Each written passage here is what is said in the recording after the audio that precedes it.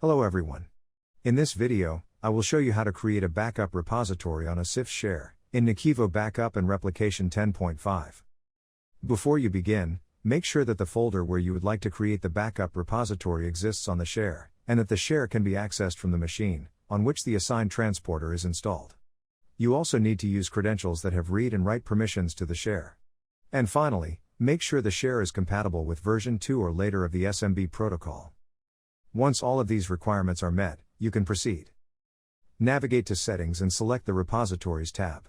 Click Add Backup Repository, and select Create New Backup Repository to open the wizard.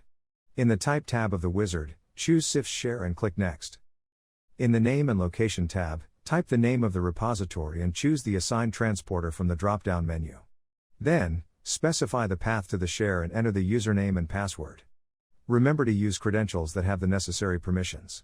Select Advanced Mount Options if needed, then click Next to go to the Options tab. Configure the data size reduction feature and adjust the compression level in the data size reduction settings. Leave the Store Backups in Separate Files option enabled, to store data of every machine in separate backup files. To allow encryption, select Enabled from the list and choose an encryption password. Note that encryption is available only if the backup repository is created locally on a Linux running machine on which the assigned transporter is installed.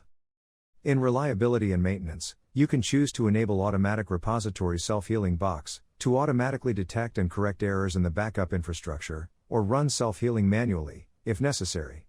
Alternatively, you can configure and run repository self-healing on schedule.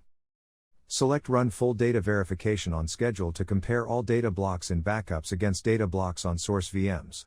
You can also enable the Enforce Explicit File System Sync option, which is considered a more reliable way to create backups. Finally, you can choose whether to detach this repository on schedule, which can be necessary for advanced data protection and long-term storage configuration. Once done, click Finish and wait for NAKIVO Backup and Replication to create the CIFS repository. And that concludes our how-to video. Visit the NAKIVO resource library for more how-tos and other useful resources.